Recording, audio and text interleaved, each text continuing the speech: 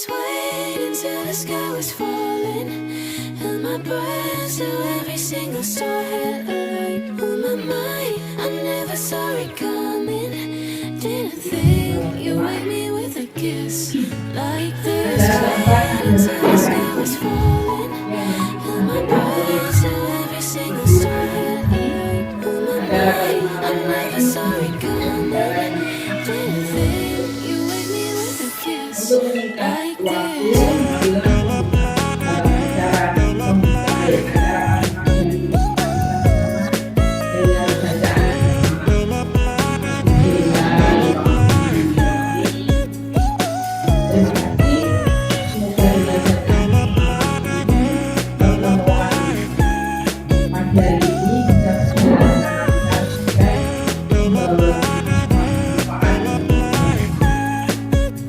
Acara yang kedua adalah Dinamika Indonesia Raya yang akan dipimpin oleh Ibu Suromi pada Ibu Suromi Ananta, Bapak Ibu Hadirin yang mohon untuk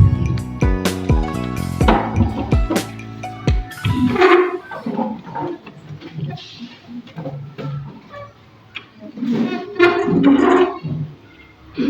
Hiduplah Indonesia Raya tujuan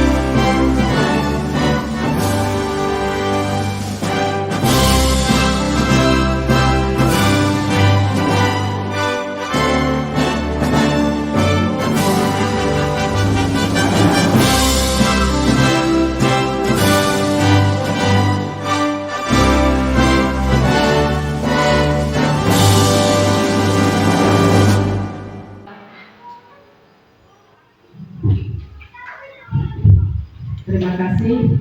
Hadirin dimohon untuk duduk kembali. Terima kasih. Acara selanjutnya adalah sambutan dari Kepala Sekolah kepada Ibu Sumadi. Kami persilakan. Waalaikumsalam.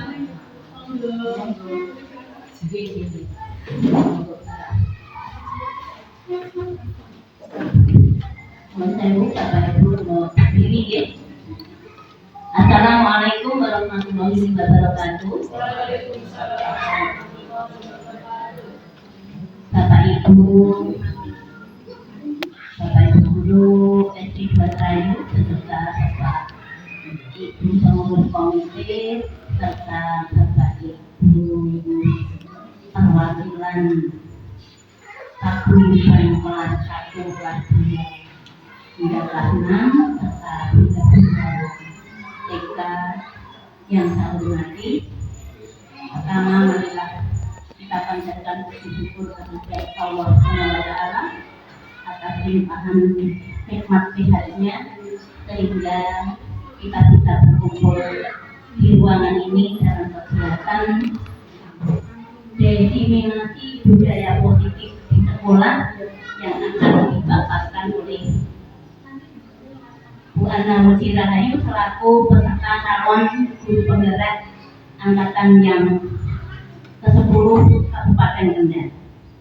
Tak lupa selawat dan salam senantiasa marilah kita selalu Lanjutkan kepada junjungan Nabi Muhammad SAW yang senantiasa kita taati sunnah-sunnahnya.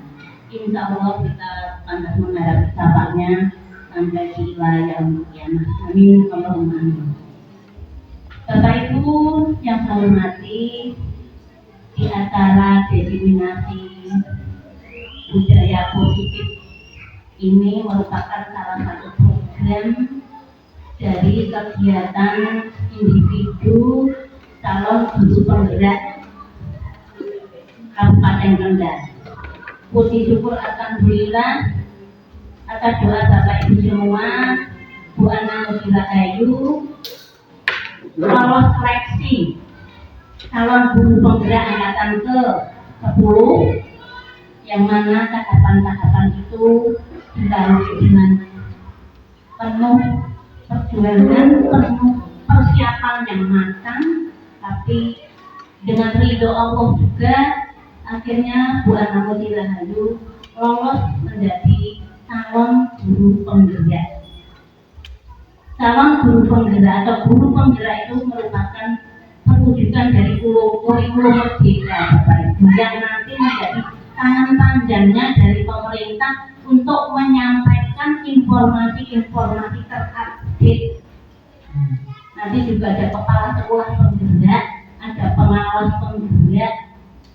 Namun untuk kali ini alhamdulillah dari Kecamatan Singorojo yang terdiri dari 35 SD yang mendaftarkan juga banyak, namun yang lolos untuk tahun ini angkatan ke-10 yaitu ada 4 guru di Mbak Ana Musila, termasuk salah satunya Bu Ana Musila Ayu dari SD 2 Trayu, kemudian Mbak Kofi Latifah dari SD 6 Tas, kemudian Mas Eko Budi Santoso dari SD 1 Teneng, dan Mbak Kontowati dari SD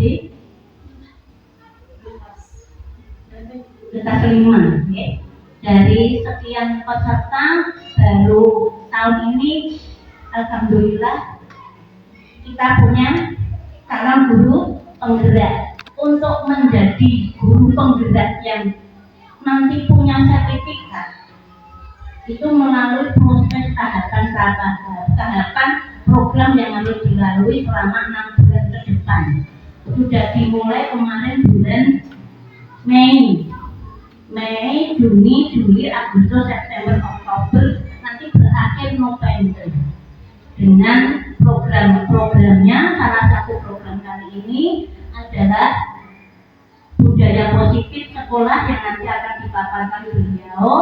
Kemudian dengan melibatkan wali murid siswa kelas 1, 2, 3, 4, 5, 6 serta pengurus komite, kemudian Bapak Ibu guru kelas di SDN 2 Trayu. Mohon nanti ketika beliau memaparkan materinya, Bapak Ibu bisa berperan serta, bisa menyampaikan pendapat, bisa menyampaikan tanggapan dan sebagainya agar kegiatan diseminasi pada saat ini bisa berjalan dengan baik, bisa ada timbal balik dari pemapar dengan panjenengan semua.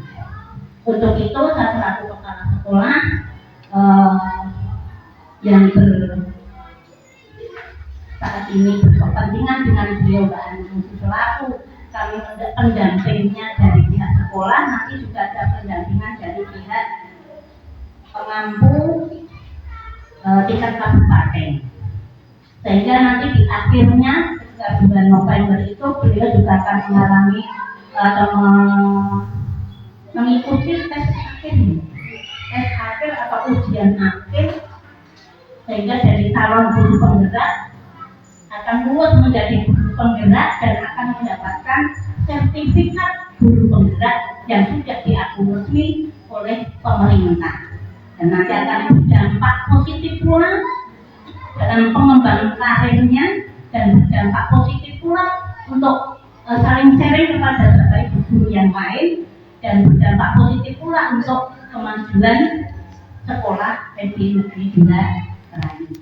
Untuk itu dengan mengucap Bismillahirrahmanirrahim, pemaparan diseminasi budaya positif di sekolah SD Negeri 2 Trayu pada tanggal 28 Juni pukul 10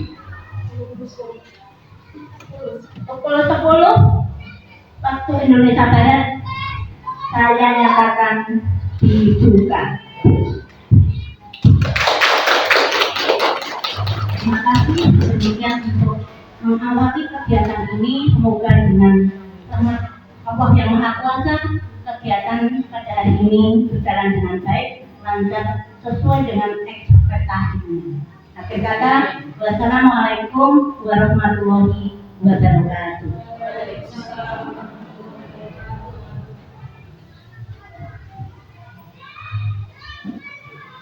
Demikian sambutan dari Ibu Kepala Sekolah. Kami aturkan terima kasih. Jadi Ibu Kepala Sekolah selamat mengikuti kegiatan berikutnya. Acara selanjutnya adalah acara inti, yaitu pemaparan budaya positif di sekolah SD Negeri 2 Trayu yang akan disampaikan oleh Ibu Ana Mutilanayu SPD. Pada Ibu Ana kami persilakan.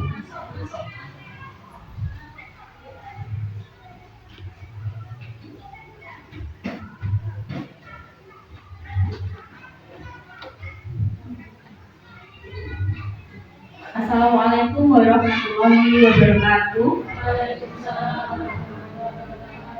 Yang terhormat Ibu Kepala Sekolah SD Negeri 2 Trayu, Ibu Sumarni SPD SD. Yang saya hormati Bapak Ibu Guru SD Negeri 2 Trayu serta Bunda-Bunda TK, juga tamu undangan yang berbahagia. Pertama-tama marilah kita panjatkan puji syukur atas kehadirat Allah Subhanahu wa taala, karena dengan limpahan rahmat serta karunia-Nya kita masih diberi kesehatan sehingga bisa berkumpul di kelas 6 dalam acara pemaparan pengimbasan budaya positif atau diseminasi pemahaman dan pemaparan budaya positif di sekolah. Serta tak lupa marilah kita panjatkan sholawat serta salam kepada junjungan Nabi Agung Muhammad Sallallahu Alaihi Wasallam yang kita nantikan syafaatnya di yaumul kiamat nanti. Amin Allahumma. Terima kasih atas rawuhnya Bapak Ibu semua yang bersedia hadir dan mengikuti pengimbasan atau diseminasi pemahaman penerapan budaya positif di sekolah. Bapak Ibu, mohon maaf saya berdiri di depan panjenengan semua bukan bermaksud saya ingin menggurui atau apapun itu, tetapi ini dalam rangka saya ada kegiatan atau kegiatan guru penggerak yang harus saya selesaikan, yaitu di modul 1.4 tentang budaya positif. Baik, untuk mempersingkat waktu, saya langsung ke materi saja nih.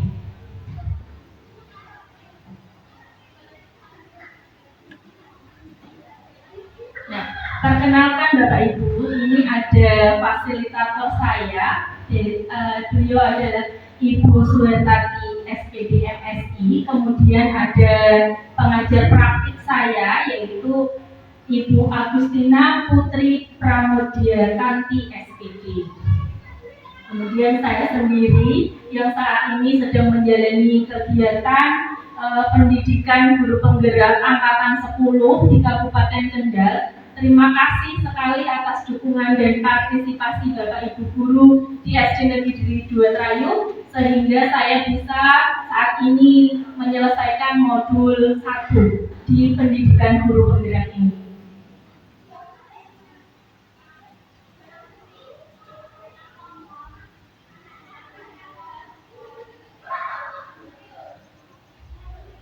Salam sehat dan bahagia Bapak Ibu. Mari bersama-sama kita berkolaborasi, saling mendukung dan mewujudkan disiplin positif di sekolah kita tercinta. Jadi disiplin positif itu tidak hanya di sekolah kita saja, tetapi bisa Bapak Ibu terapkan di rumah.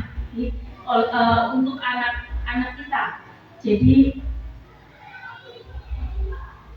disiplin di sekolah bisa dimulai dari di rumah dahulu dengan membiasakan kebiasaan-kebiasaan yang positif. Baik Bapak Ibu,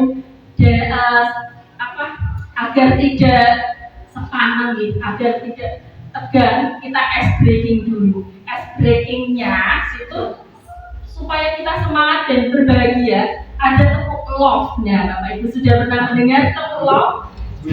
Mungkin Bu Naim sudah ada ya Bu Naim ya, tepuk love. Bisa dibikin ice breakingnya Bu Naim, silakan. Kalau tidak mungkin beda Bu dengan tepuk love-nya yang bagaimana? Tepuk love-nya yang seperti ini. Monggo silakan Bu Naim. Beri tepuk tangan dulu untuk Bu Naim supaya kita tambah semangat dalam mengikuti diseminasi ini. Monggo silakan.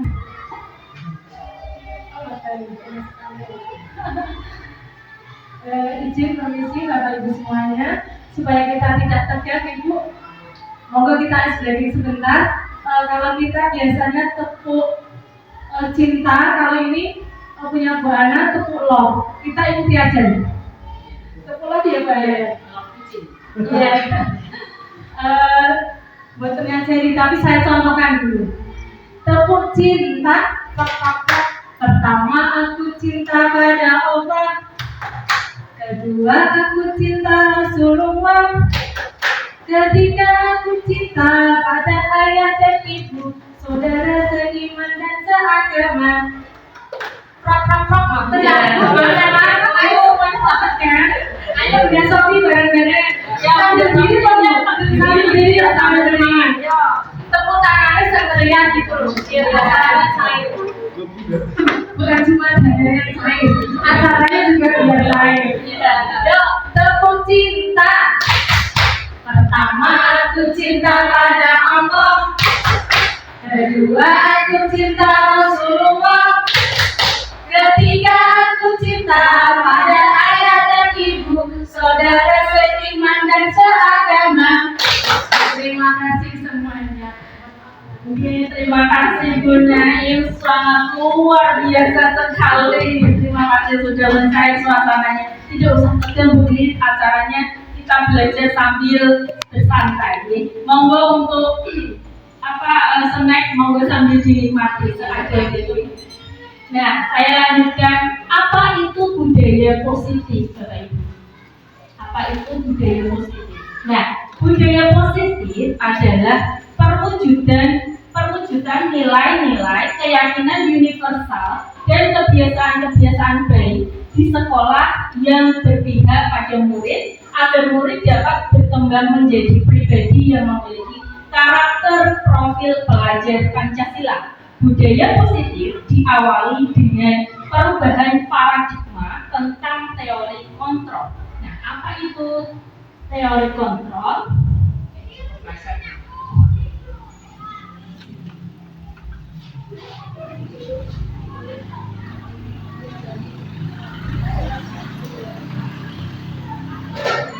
Sebelumnya, latar belakang aksi nyata ini adalah untuk menciptakan lingkungan belajar yang aman, nyaman, dan menyenangkan. Salah satunya adalah dengan menerapkan budaya positif di sekolah. Kemudian, budaya positif di sekolah akan mendukung ketercapaian kualitas pembelajaran dan merupakan satu upaya untuk mencapai tujuan pendidikan nasional. Selama ini, murid mengikuti tata tertib atau aturan karena takut mendapatkan hukuman dari guru bukan atas kesadaran diri. Nah, tujuan diseminasi budaya positif adalah satu, berbagi konsep budaya positif. Kemudian yang kedua, berbagi pengalaman penerapan budaya positif. Tujuan aksi nyata yang saya lakukan adalah menumbuhkan kesadaran dari dalam diri murid untuk menerapkan budaya positif dengan keyakinan kelas. Jadi ada keyakinan kelas itu. Tujuan aksi nyata selanjutnya yaitu mengembangkan nilai-nilai profil pelajar Pancasila pada diri murid dalam kegiatan pembelajaran. Nah, tujuan aksi nyata selanjutnya yaitu menyebarkan pemahaman berkaitan dengan budaya positif di sekolah. melakukan kegiatan pembiasaan murid untuk mengimplementasikan nilai-nilai profil pelajar Pancasila. Tolak ukur keberhasilannya adalah 1. Terciptanya budaya positif di sekolah dengan terlihat dari timbulnya hubungan harmonis antara guru dengan murid. Kemudian yang kedua, guru bersama murid mampu membuat keyakinan kelas untuk dipasang di dinding kelas dan ditaati bersama. Murid terlibat secara aktif dalam menyusun keyakinan kelas. Kemudian tolak ukur keberhasilan yang ketiga yaitu murid mampu menerapkan nilai-nilai profil pelajar Pancasila melalui keyakinan kelas yang sudah disusun atas kesadaran sendiri. Nah, konsep budaya positif itu ada 6 Yang pertama yaitu disiplin positif dan nilai-nilai kebajikan universal. Yang kedua yaitu teori motivasi, hukuman, penghargaan, dan restitusi. Yang ketiga ada keyakinan kelas, kemudian kebutuhan dasar manusia, kemudian yang nomor 5 ada restitusi, 5 posisi kontrol guru, kemudian yang nomor 6 ada segitiga restitusi. Kita mulai dari yang pertama, disiplin positif dan nilai-nilai kebajikan universal. Nah, di sini ada satu kasus Bapak Ibu, di mana A adalah Anda. Jadi Anda, tugas Anda adalah mengepalkan satu tangan Anda. Coba Anda bayangkan bahwa Anda menyimpan sesuatu yang sangat berharga di dalam kepalan tangan Anda. Anda perlu menjaga benda tersebut sekuat tenaga Anda karena begitu pentingnya di kehidupan Anda. Coba Anda bayangkan ini kepalan tangan Anda berisi sesuatu, uang misalnya. Nah, kemudian yang B adalah rekan Anda. Tugas rekan Anda adalah mencoba dengan segala cara untuk membuka kepalan tangan Anda. Teman Anda boleh membujuk, menghardik, mengintimidasi, memarahi, menggoda, menggelitik, bahkan menawari Anda uang agar Anda bersedia membuka kepalan tangan Anda. Kira-kira apa yang akan Anda lakukan? Membuka atau tidak membuka kepalan tangan panjenengan ini? Kalau gunain bagaimana? Kira-kira kalau di sini ada sesuatu yang sangat berharga, misalnya berlian. Nah, tapi teman Anda tidak tahu itu ada berlian di tangan. Terus Bu Sofi menghardik, boleh menghardik, mengintimidasi dan lain-lain, memarahi. Ayo Bunda, cepat dibuka. Nah, apa kira-kira yang akan Bunda lakukan? Saya akan mempertahankan alam karena di dalamnya ada sesuatu yang sangat berharga. Itulah yang dinamakan dengan apa lagi? Nilai-nilai kebajikan universal. Nah, apakah Anda tadi kesimpulannya itu?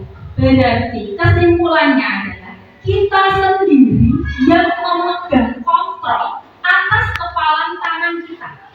Apakah kita membuka atau menutup kepalan tangan kita? Itu tergantung pada diri kita masing-masing, sesuai dengan kebutuhan dasar kita saat itu. Jadi orang lain tidak bisa memaksa kita. Kita sendiri yang akan menentukan apakah kita akan membuka atau tetap menutup kepalan tangan kita. Seperti itu. Saya lanjutkan dulu. Untuk menciptakan budaya positif di sekolah yang berpihak pada murid, tentunya hal ini diawali dengan merubah cara pandang kita akan murid itu sendiri. Teori kontrol dapat digunakan guru ketika menghadapi murid, seperti tadi. Nah, teori kontrol dari Dr. William Glasser, teori ini meluruskan beberapa miskonsepsi tentang makna kontrol itu sendiri. Nah, apa miskonsepsi tersebut? Yaitu ilusi bahwa guru dapat mengontrol murid.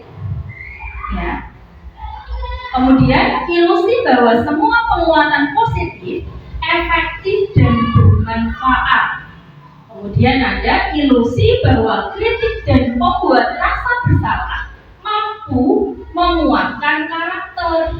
Kemudian ada lagi ilusi bahwa orang dewasa berhak memaksa. Jadi selama ini mungkin saya juga sebagai orang dewasa, jadi kita harus, anak kecil harus mengikuti peraturan kita. Itu ternyata tidak seperti itu konsepnya, gitu. Nah, perubahan paradigma stimulus respon ke teori kontrol. Ada stimulus respon. Responnya adalah realitas kebutuhan kita sama, padahal realitasnya kebutuhan kita itu berbeda. Misal di rumah tangga Bu Naim dengan rumah tangga Bu Ujung itu jelas berbeda. Kebutuhannya jelas berbeda. Misal Bu Naim harus setiap hari membuatkan teh. Ya. Nah, di Ujung tidak harus setiap hari membuatkan teh. Apakah bisa dipaksa? Harus mengikuti peraturannya Bu Naim? Kan tidak seperti itu. Nah, contohnya seperti itu. Semua orang melihat hal yang sama. Nah, setiap orang, teori kontrolnya, setiap orang memiliki gambaran yang berbeda. Kita mencoba mengubah orang agar berpandangan sama dengan kita. Kira-kira bagaimana itu? Setuju atau tidak? Tidak, karena semua orang itu kita yang seharusnya memahami pandangan orang lain tentang dunia. Kita tidak bisa memaksa orang lain berpandangan sama terhadap kita. Iya tidak? Nah, kemudian perilaku buruk dilihat dari suatu kesalahan. Misal, ada anak yang terlambat. Nah, kamu itu salah karena kamu terlambat. Padahal kita tidak tahu alasan anak itu terlambat apa. Kita harus, semua perilaku itu memiliki alasan dan tujuannya. Orang lain bisa mengontrol saya sama seperti tadi. Tapi hanya Anda yang bisa mengontrol diri Anda sendiri. Ya. Terus saya bisa mengontrol orang lain. Jadi orang lain bisa saya atur seenaknya saya. Ternyata Anda tidak bisa mengontrol orang lain. Kemudian pemaksaan ada pada saat rujukan gagal. Seperti tadi, Bu Sofi memaksa Bu Naim untuk membuka kepala tangan dengan cara yang baik, tapi Bu Naim menolak, kemudian mengintimidasi, memaksa. Itu apakah betul seperti itu? Tidak, tetapi yang dilakukan adalah berkolaborasi dan konsensus menciptakan pilihan-pilihan baru. Jadi kita berkolaborasi, saling membuka. Kalau satu ini tidak bisa diselesaikan, kita mencari alternatif yang lain. Kemudian model berpikir menang atau kalah. Nah, teori kontrolnya adalah model berpikir menang-menang. Jadi tidak ada yang kalah. Nah, kemudian dalam rangka menciptakan lingkungan positif, salah satu strategi yang perlu kita tinjau kembali adalah penerapan disiplin di sekolah kita. Apa sesungguhnya arti disiplin itu sendiri? Coba saya ingin bertanya kepada Ibu Tutut. Nah, menurut Bu Tutut, disiplin itu apa?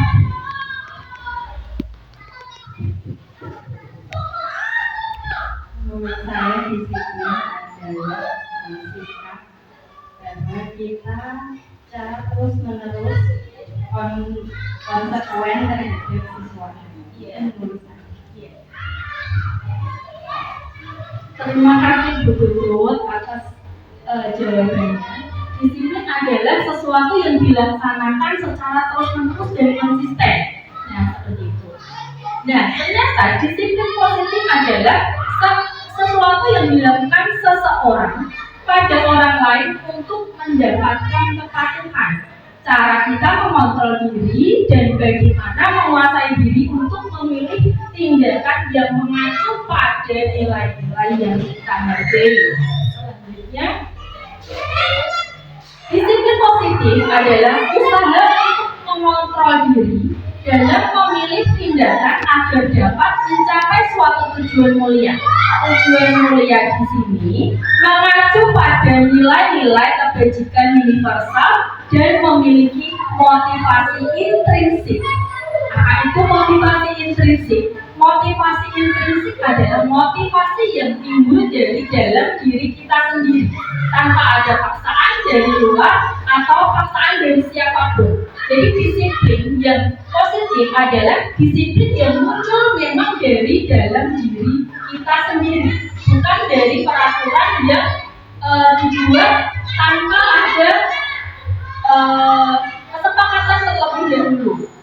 Nah, itu motivasi intrinsik. Disiplin positif ini merupakan tindakan di mana seseorang melakukan disiplin bukan karena takut akan hukuman dan konsekuensi, namun secara sadar sudah tumbuh dalam dirinya sendiri tanpa paksaan dari pihak yang lain. Jadi disiplin bukan karena mau dihukum, takut dihukum, tetapi karena timbul dari dalam diri kita sendiri, dalam diri anak, bukan karena paksaan ataupun takut akan hukuman. Misalnya, anak disiplin karena takut dihukum pas upacara pembinaan, tidak memakai topi. Nah, kita akan membuat anak itu sadar, untuk apa sih topi itu? Kenapa sih harus memakai topi misalnya? Bukan karena topi itu dihukum, seperti itu bukan. Kemudian saya lanjutkan lagi. Nilai-nilai kebijakan universal adalah nilai-nilai kebijakan sifat-sifat positif manusia yang merupakan tujuan mulia yang ingin dicapai setiap individu.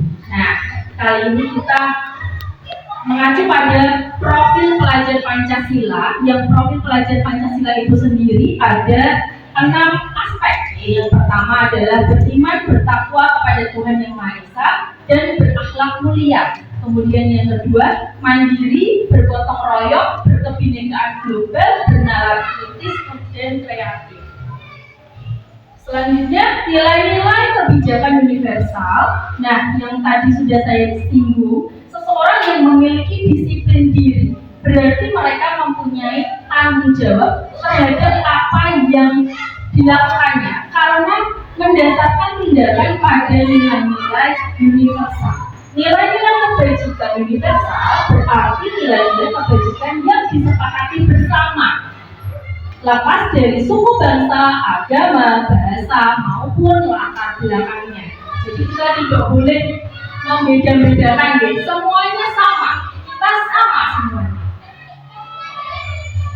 Nilai kebajikan adalah sifat-sifat positif manusia yang merupakan tujuan mulia yang ingin dicapai setiap individu, seperti yang telah dikemukakan oleh Dr. William Glasser pada teori kontrol tahun 1984 yang menyatakan bahwa setiap perbuatan memiliki suatu tujuan, dan yang dinyatakan oleh Diana Gosser tahun 1998 mengemukakan bahwa dengan menaikkan nilai-nilai kebajikan yang diyakini seseorang, maka motivasi intrinsik akan terbangun sehingga menggerakkan motivasi dari dalam untuk mencapai tujuan mulia yang diinginkan. Motivasi intrinsik itu motivasi yang timbul dari dalam, bukan karena hukuman atau penghargaan seperti itu, tapi anak sadar tentang kebutuhannya. Nah, pernahkah Anda melakukan sesuatu untuk mendapatkan senyuman dari orang lain, atau untuk mendapatkan hadiah, atau untuk mendapatkan uang? Kira-kira pernah tidak? Pernah. Nah, itu dinamakan motivasi ekstrinsik, bukan dari dalam, tetapi karena adanya hadiah, untuk mendapatkan senyuman, untuk mendapatkan uang, itu adalah motivasi ekstrinsik. Jadi aku tak upacara bendera, lalu pakai pakaian yang lengkap supaya nanti dapat uang dari guru. Nah, seperti itu bukan merupakan motivasi intrinsik, tetapi itu adalah motivasi ekstrinsik. Kemudian yang selanjutnya ada teori motivasi, hukuman, dan penghargaan, juga restitusi. Teori motivasi atau perilaku manusia dari Diana Dawson tahun 2004, yaitu ada satu, untuk menghindari ketidaknyamanan atau hukuman. Apa yang akan terjadi apabila saya tidak melakukannya? Nah, menghindari hukuman. Jadi anak itu melakukan sesuatu karena takut akan dihukum. Kemudian untuk mendapatkan imbalan atau penghargaan dari orang lain. Apa yang akan saya dapatkan ya apabila saya melakukannya? Ini merupakan motivasi eksplisit. Kemudian untuk menjadi orang yang mereka inginkan dan menghargai diri sendiri dengan nilai-nilai yang mereka percaya, akan menjadi orang yang seperti apa ya bila saya melakukannya. Ini adalah motivasi intrinsik. Ya. Selanjutnya, hukuman dan penghargaan. Hukuman maupun penghargaan adalah cara-cara mengontrol perilaku seseorang yang menghancurkan potensi untuk pembelajaran yang sesungguhnya. Oke, jadi untuk saat ini mungkin tidak ada yang namanya hukuman fisik, tidak ada di sini. Karena apa? Karena ternyata hukuman maupun penghargaan itu akan menghancurkan potensi anak didik kita sendiri. Anak menjadi pendendam karena sering dihukum, pasti akan ingat sampai besar nanti. Saya pernah disuruh lari sama guru karena tidak mengerjakan PR, lari 5 kali seperti itu. Pasti anak-anak akan teringat. Itulah kenapa kita tidak boleh melakukan hukuman ataupun penghargaan, karena itu akan kedepannya akan tidak baik untuk karakter mereka. Kemudian muncullah restitusi. Restitusi adalah proses menciptakan kondisi bagi murid untuk memperbaiki kesalahan mereka, sehingga mereka bisa kembali pada kelompok mereka dengan karakter yang lebih kuat melalui pendekatan restitusi. Ketika murid berbuat salah, guru akan menanggapi dengan mengajak murid merefleksikan tentang apa yang dapat mereka lakukan untuk memperbaiki kesalahan mereka, sehingga mereka menjadi pribadi yang lebih baik dan menghargai dirinya. Jadi ada restitusi Bapak Ibu. Restitusi di sini kita mengajarkan anak untuk menggali lebih dalam. Kesalahan kamu apa? Kamu tahu tidak kalau itu misalnya tidak bagus? Kemudian kedepannya kamu ingin seperti apa untuk memperbaikinya? Nah, kita bekerja sama dengan anak untuk mencari jalan keluar atau agar anak sadar apa yang sudah mereka lakukan, kesalahan apa, tetapi digali dari dalam diri anak itu sendiri. Seperti itu. Kita membantu memecahkan masalah dan mencari solusinya agar anak sadar dengan kesalahan mereka dan apa yang akan mereka lakukan untuk memperbaiki kesalahan tersebut. Seperti itu restitusi. Saya lanjutkan. Apa perbedaan hukuman, konsekuensi, dan restitusi? Nah, di sini Bapak Ibu ada hukuman, konsekuensi, dan restitusi. Di mana hukuman itu sifatnya tidak terencana, tidak terencana, bahkan tiba-tiba. Hukuman itu bisa fisik, bisa dengan mengejas atau melukai dengan menggunakan kata-kata kasar, seperti itu. Bersifat sangat parah, berupa fisik maupun psikis. Nah, ini yang berbahaya. Secara tiba-tiba, jadi anak kita tidak tahu alasan anak melakukan itu apa.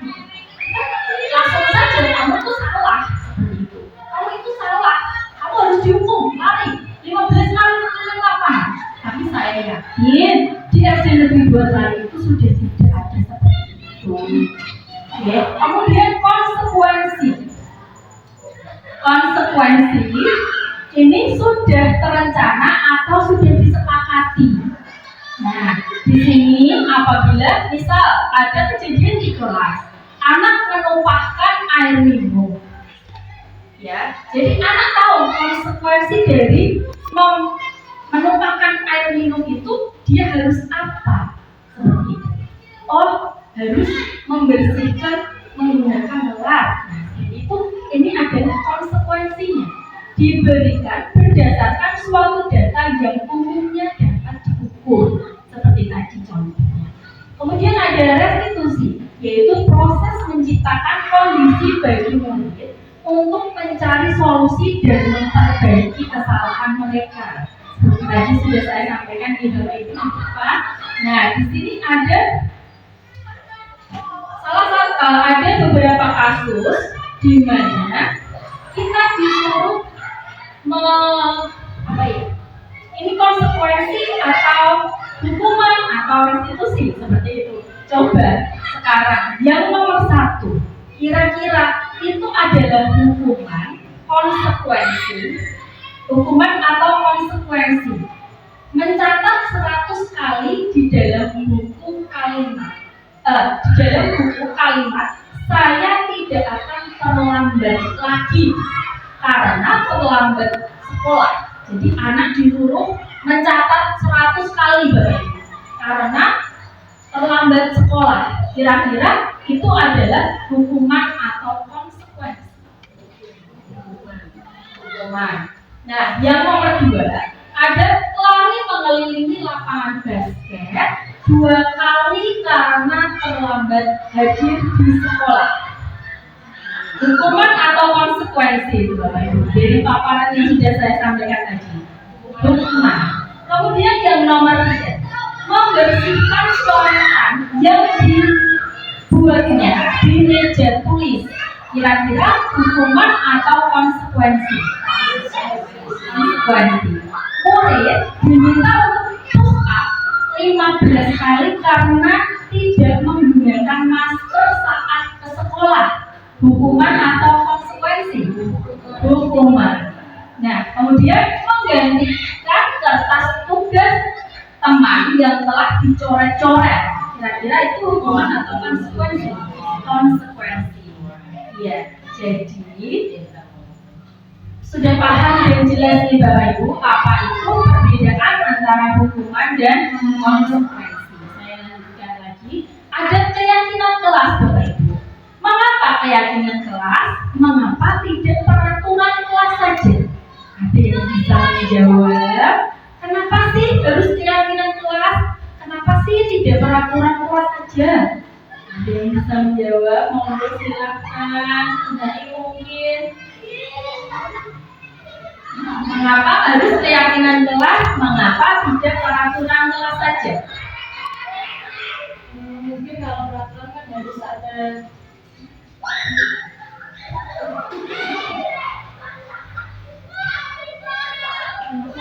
dibanding terus jadi ini dibanding sampel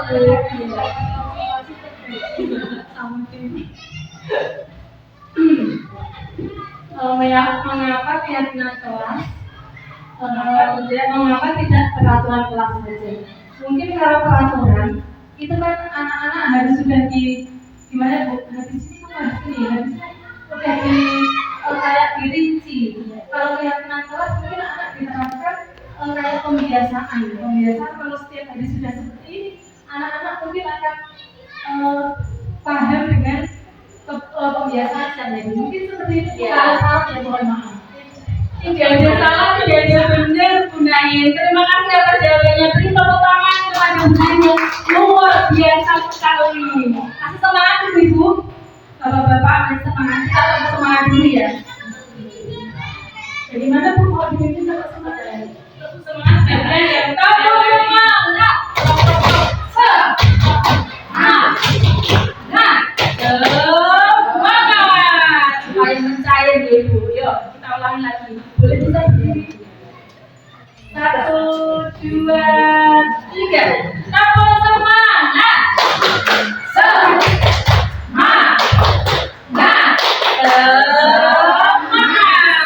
Terima kasih, semangatnya luar biasa sekali. Kemudian terima kasih Bunda, jawabannya sangat luar biasa sekali. Keyakinan kelas merupakan metode untuk menimbulkan kembali disiplin positif yang didasari oleh motivasi dari dalam diri. Implementasi keyakinan kelas dilatar belakangi bahwa ditemukannya beberapa murid yang masih diingatkan untuk melakukan tindakan kebaikan atau kedisiplinan. Nah, di sini ada lagi, seseorang akan lebih tergerak dan bersemangat untuk menjalankan keyakinannya daripada hanya sekedar mengikuti serangkaian peraturan yang tertulis tanpa makna. Ya, jadi misalnya di situ ada memakai helm. Kita memakai helm itu gunanya untuk apa sih? Gunanya untuk apa kalau kita memakai helm? Iya, keamanan dan keselamatan. Kita meyakini bahwa memakai helm itu untuk keamanan dan untuk keselamatan. Kemudian kita memakai masker dan cuci tangan. Keyakinan kita apa? Kita harus cuci tangan dan memakai masker. Iya, terhindar dari penyakit dan sehat untuk kesehatannya. Seperti itu kira-kira keyakinannya. Mengapa kita memiliki peraturan tentang penggunaan helm? Ini tadi sudah kita lanjutkan lagi. Nah, keyakinan kelas berisi nilai-nilai kebajikan yang diyakini. Yang diyakini seperti tadi. Kita memakai helm. Kalau tidak memakai helm, nanti kalau jatuh pasti kepalanya terbentur. Jadi seperti itu. Sama dengan keyakinan kelas. Kita membuat keyakinan kelas karena kita membuat anak meyakini mau jadi seperti apa ya kalau saya misalnya melakukan hal itu, saya akan jadi orang seperti apa ya kalau saya tidak datang terlambat misalnya. Oh, saya akan jadi anak yang tertib misalnya seperti itu. Nah, kalimat keyakinan kelas harus merupakan kalimat yang positif. Jadi tidak ada keyakinan kelas yang juga dilarang mengantuk misalnya seperti itu. Dirubah menjadi kalimat yang positif. Pembentukan keyakinan kelas, keyakinan sekolah atau kelas yaitu nomor 1. Keyakinan kelas bersifat lebih abstrak daripada peraturan yang lebih rinci dan konkret. Keyakinan kelas berupa pernyataan universal. Pernyataan keyakinan kelas senantiasa dibuat dalam bentuk positif. Keyakinan kelas hendaknya tidak terlalu banyak sehingga mudah diingat dan dipahami oleh semua warga kelas. Keyakinan kelas sebaiknya sesuatu yang dapat diterapkan di lingkungan tersebut. Semua warga kelas hendaknya ikut berkontribusi dalam pembuatan keyakinan kelas lewat kegiatan curah pendapat. Nah, bersedia meninjau kembali keyakinan kelas dari waktu ke waktu. Jadi, pembentukan keyakinan kelas itu, ibu-ibu, bapak-bapak, ada prosedurnya. Yang pertama yaitu kita diskusi dulu dengan anak didik kita.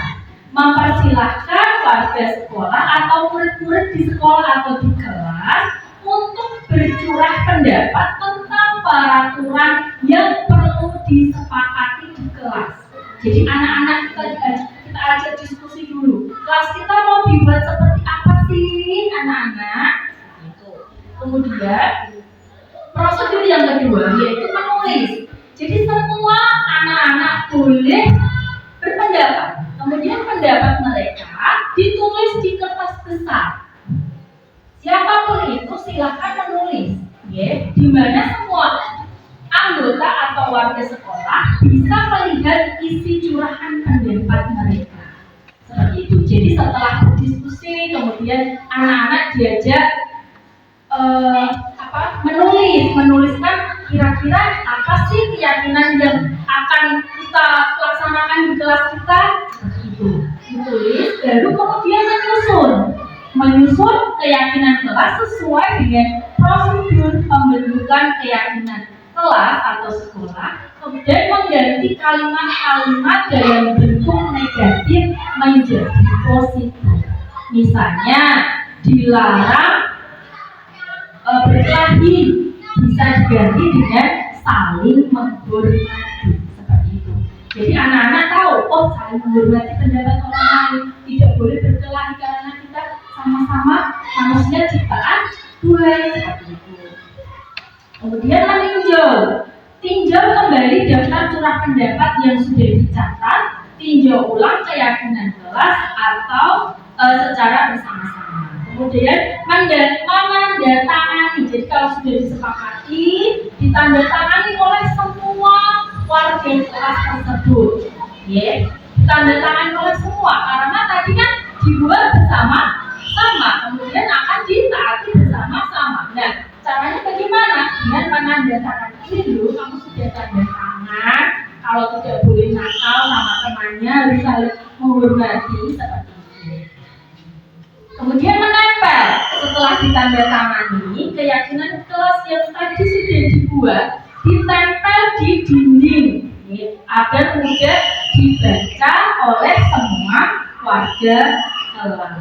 Nah, seperti ini. Keyakinan kelas 1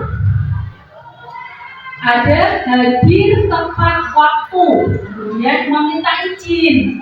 Jadi kalau misalnya anak-anak meminjam barang, itu harus meminta izin terlebih dahulu. Kemudian menjaga kebersihan, tidak boleh membuang sampah sembarangan, tetapi diganti dengan menjaga kebersihan.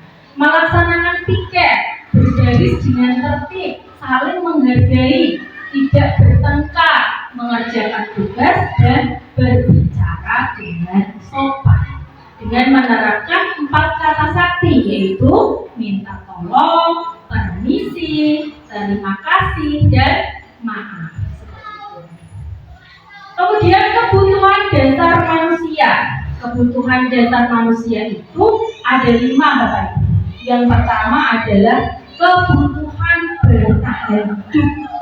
Kebutuhan bertahan hidup yaitu ada makanan, pakaian, dan tempat tinggal. Kemudian ada kesenangan, cinta dan kasih sayang, penguasaan dan kebebasan.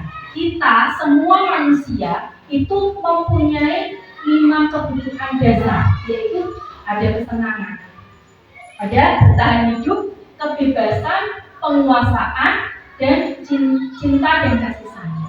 Nah, apabila di sini ada anak-anak kelas 1 misalnya, kok dia suka nakal konco nih, pengen dianggap paling jago sendiri. Jadi anak tersebut membutuhkan penguasaan seperti itu. Oke. Saya lanjutkan lagi. Ada 5 posisi kontrol guru, yaitu ada pendukung. Yang pertama ada pendukung, yang kedua membuat rasa bersalah, yang ketiga sebagai teman, yang keempat pemantau, dan yang kelima adalah manajer. Nah, menghukum. Tadi sudah saya jelaskan di awal bahwa seorang penghukum bisa menggunakan hukuman fisik maupun verbal. Contohnya, terlambat lagi, pasti terlambat lagi, selalu datang terlambat. Kapan bisa datang tepat waktu? Dengan ada suara yang keras dan membentak-bentak. Hasilnya apa? Kemungkinan murid akan marah dan mendendam atau bersifat agresif, ya. Nah, di sini ada video.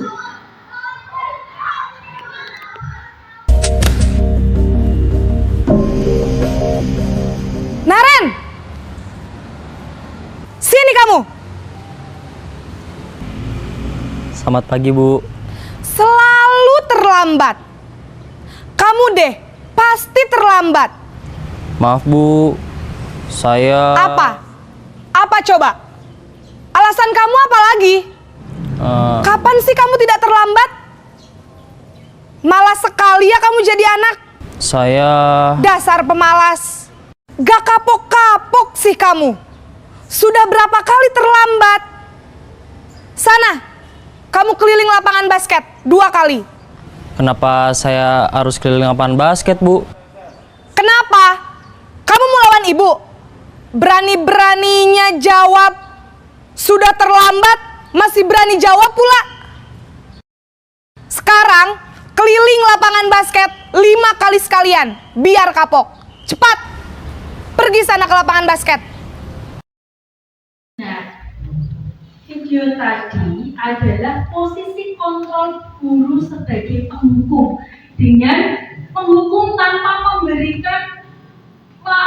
mendengarkan alasan kenapa terlambat, ya. Jadi langsung saja dengan instan. Ya sudah, kamu lari lapangan 15 kali. Nah, itu kan tanpa diomongkan terlebih dahulu, tetapi langsung dengan secara tanpa mendengarkan alasan terlebih dahulu, tanpa ada rembukan antara si Naren dengan ibu guru. Nah, seperti itu penghukum. Kemudian ada pembuat merasa bersalah.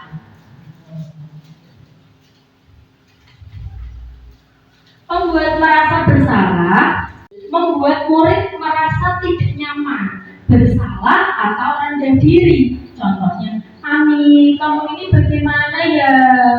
Kamu sudah berjanji kan dengan ibu tidak akan terlambat lagi.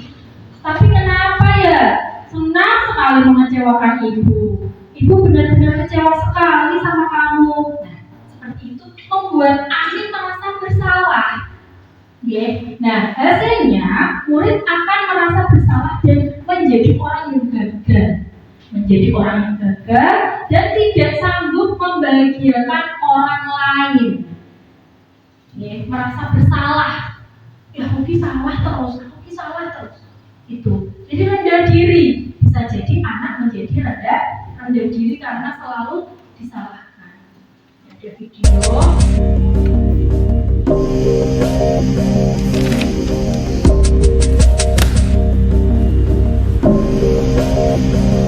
Naren!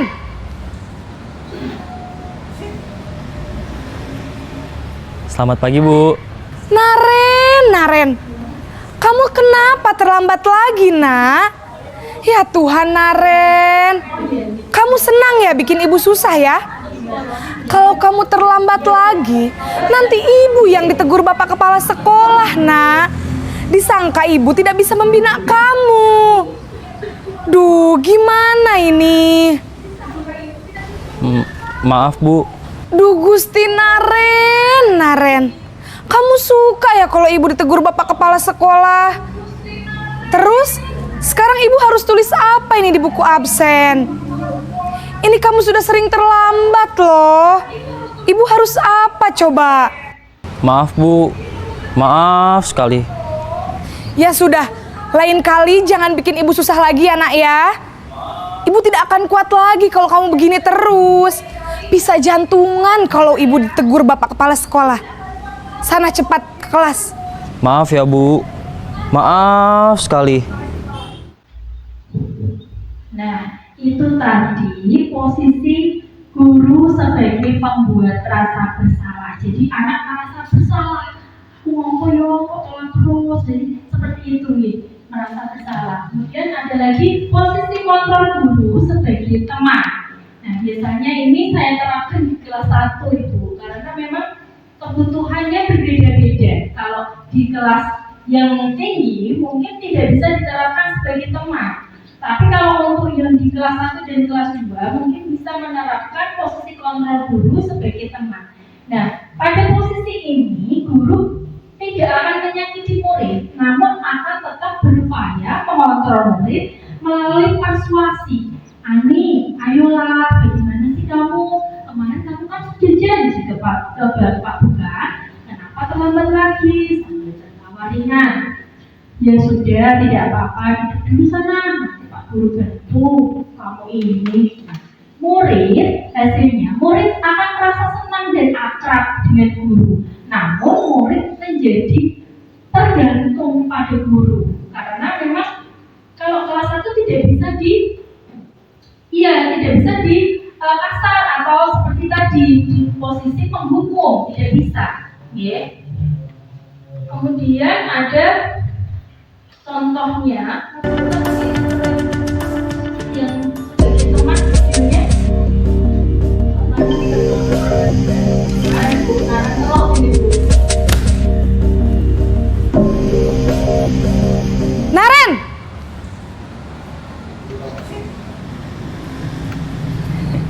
Selamat pagi, Bu.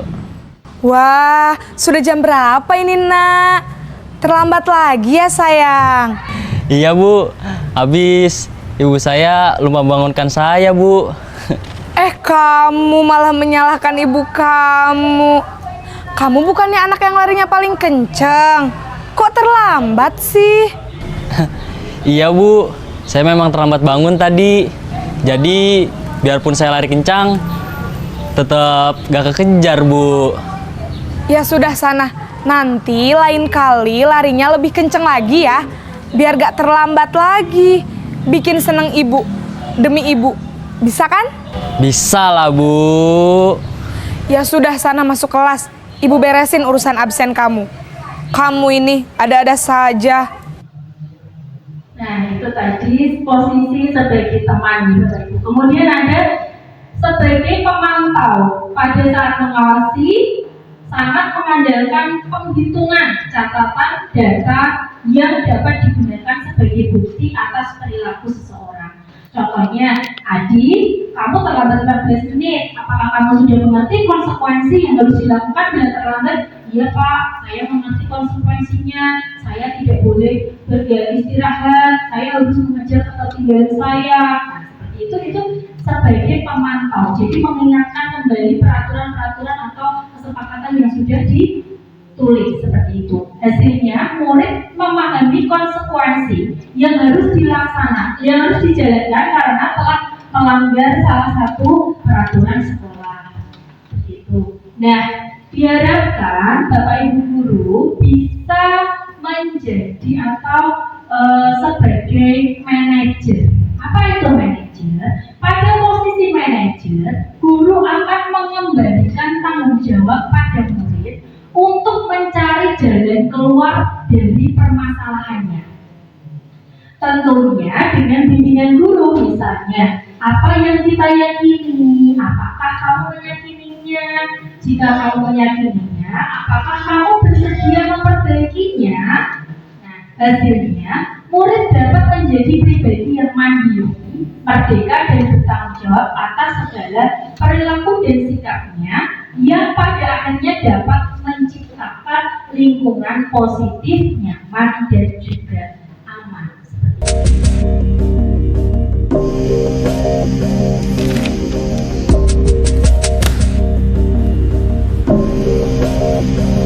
Naren!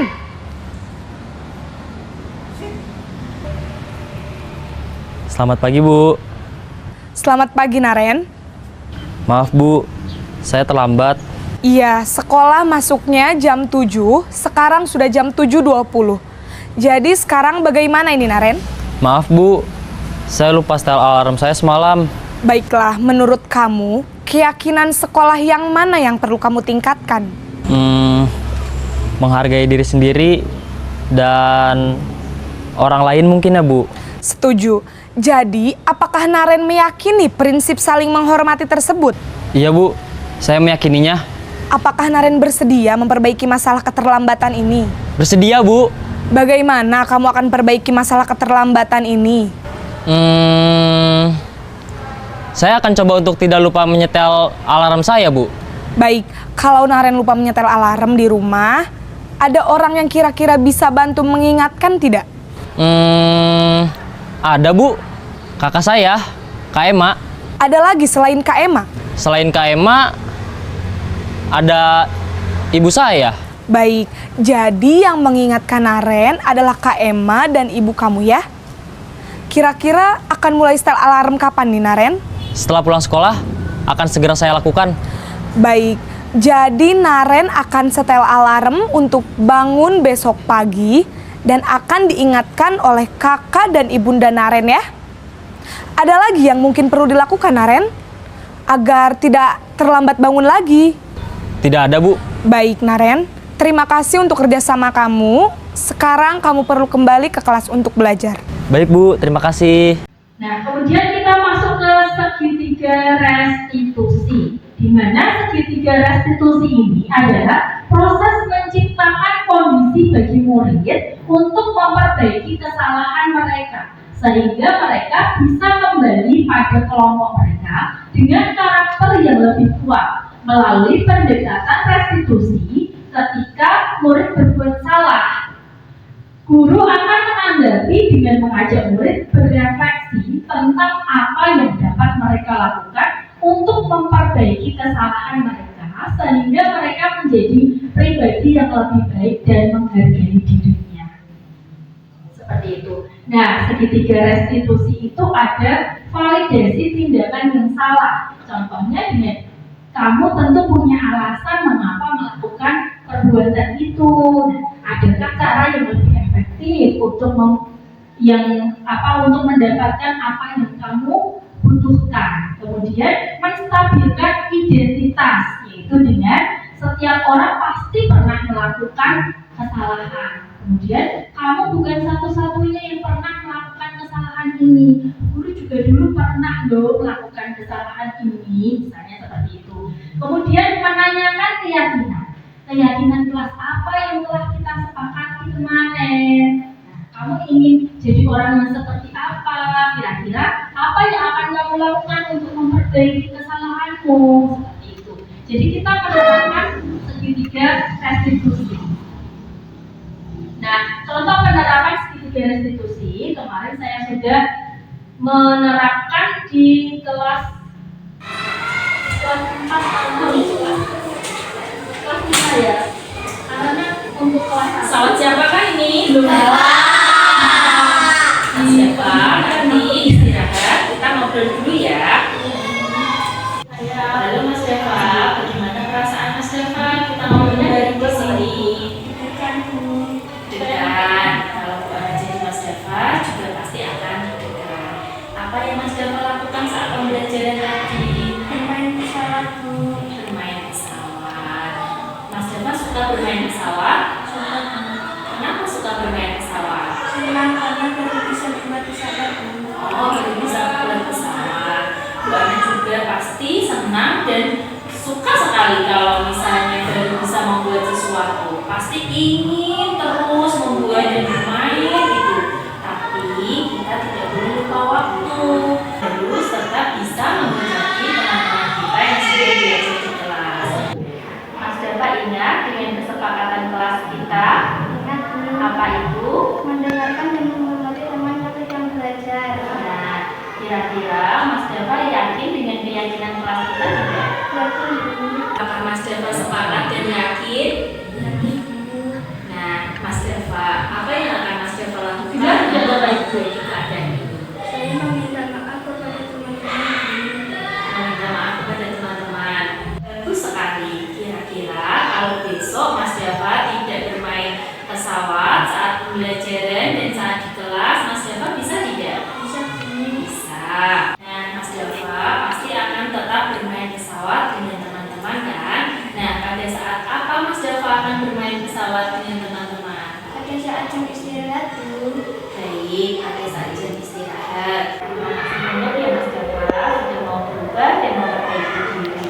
Bagaimana perasaan Mas Deva sekarang setelah bercerita dengan Bu Ana? Perasaan saya senang dan bahagia karena sudah bercerita dan mendapatkan solusi atas kesalahan saya. Terima kasih. Tidak boleh diulangi lagi ya Mas Deva. Ya, silakan sekarang boleh berkemas-kemas untuk pulang.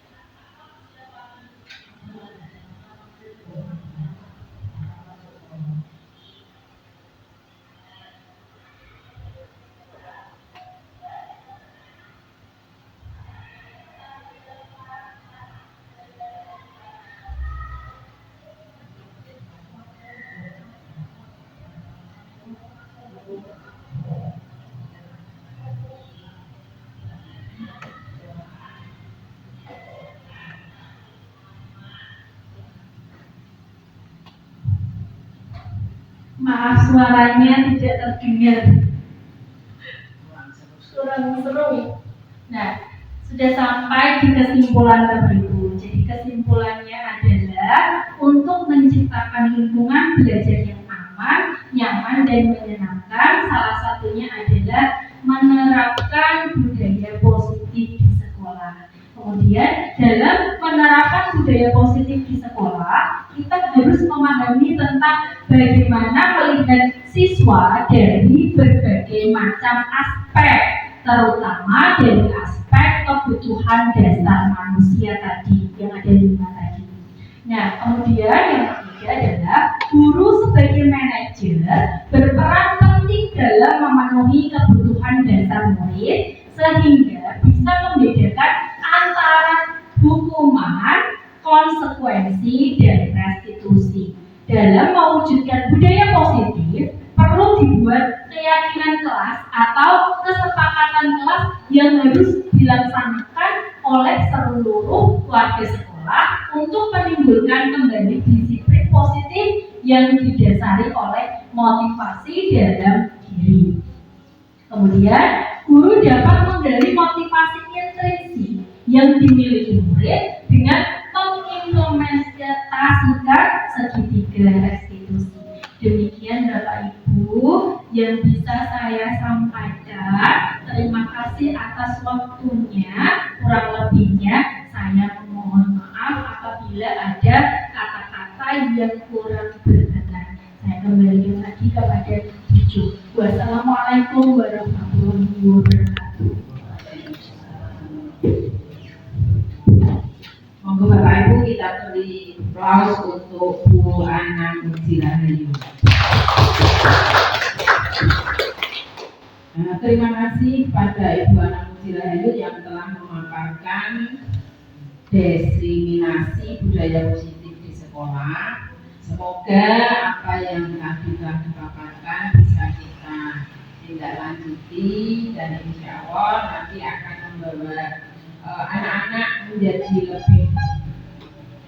lebih baik lagi, menjadi siswa yang lebih berkarakter Pancasila. Amin ya robbal alamin. Bapak Ibu yang kami hormati, acara selanjutnya acara kelima yaitu lain-lain. Acara lain-lain ini mari kita isi dengan ramah-ramah. Silahkan Bapak Ibu menikmati apa yang ada. Mohon maaf hanya sekadarnya. Silahkan Bapak Ibu, atau mungkin ada yang ingin menyampaikan sesuatu atau bertanya kepada narasumbernya mumpung masih di acara ini. Monggo. Assalamualaikum warahmatullahi wabarakatuh. Mewakili dari Ketua Komite sekaligus wali murid wali siswa, bahwasanya saya mengapresiasi dengan ngomongnya. Bu Ana masih calon ya? Ya, saya baru berarti masih ada seleksi berikutnya. Sudah, saya sedang mengikuti pendidikan. Oh, Ya. tapi belum turun ya. Belum, nanti jawabannya saat ini. Nah, tapi dari itu sekali lagi saya selaku ketua komite menyampaikan betul sangat atas tujuan dan panjenengan untuk mencapai level pemberian angkatan tidak semoga apa yang disampaikan Ibu Kepala Sekolah tadi melewati berbagai tahapan dan lain sebagainya, bahwa untuk kecamatan Singorojo hanya terjadi rekaman satu yang sehingga bagaimanapun juga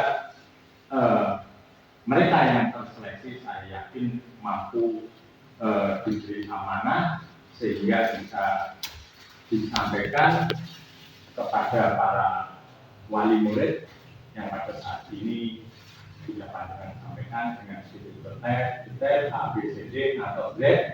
Saya yakin kesemuanya yang pandangan sampaikan andai kata bisa menyerap berapa ya? Ya sampai 25% lah. Semuanya itu ibaratnya saya anggap semua daging semua, positif semua. Nah, saya guyoni kepada ini. Ibu Ana menyampaikan saya itu sudah menerapkan budaya positif. Saat ini tidak saya kuasa.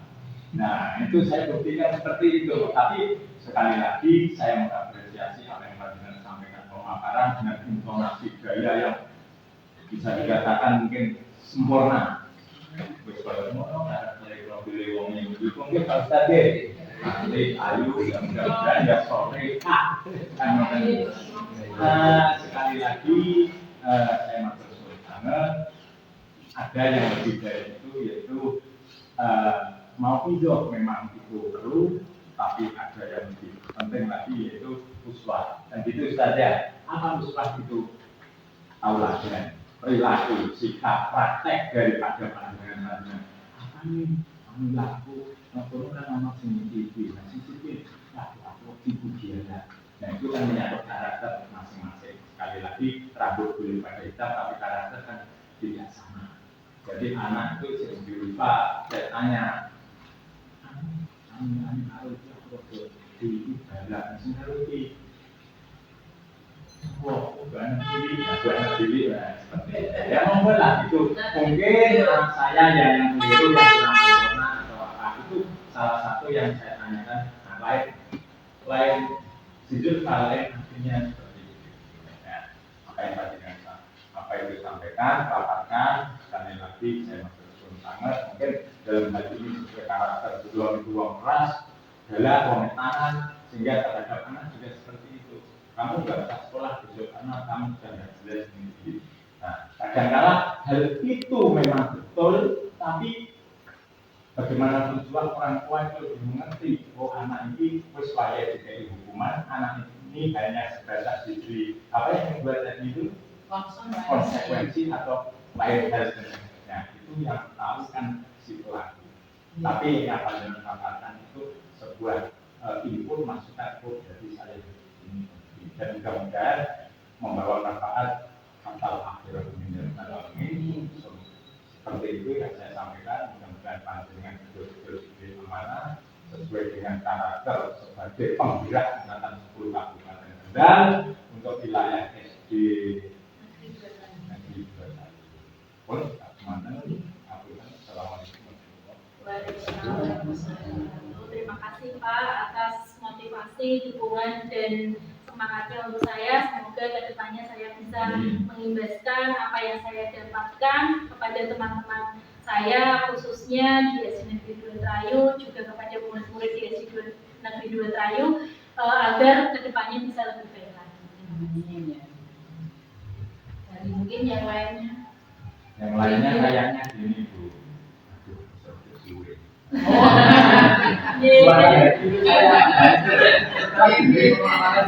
Saya tidak dialog secara verbal tapi secara batin, otak batin. Tapi suwi ya, suwi. Nah ini Dawil ini.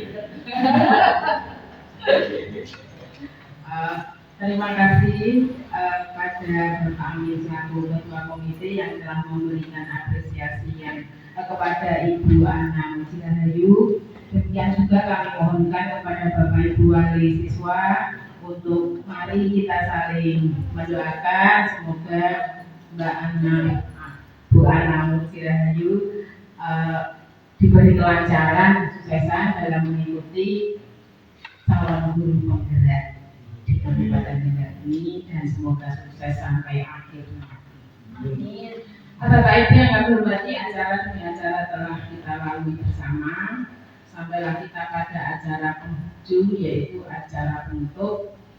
Mari pertemuan pada sekarang sudah siang hari ini kita tutup dengan bacaan hamdalah bersama. Alhamdulillah. Sekali lagi kami dari pihak sekolah mengucapkan terima kasih yang setulus-tulusnya kepada Bapak Ibu pengurus komite dan juga Bapak Ibu wali murid atas kesediaannya dalam membantu program kami dalam mengikuti pemaparan diseminasi budaya positif ini. Sekali lagi kami mengucapkan terima kasih. Saya selaku pembawa acara, apabila terdapat tutur kata yang kurang berkenan, mohon maaf yang setulus-tulusnya. Akhirnya wabillahi taufiq wal hidayah. Wassalamualaikum warahmatullahi wabarakatuh.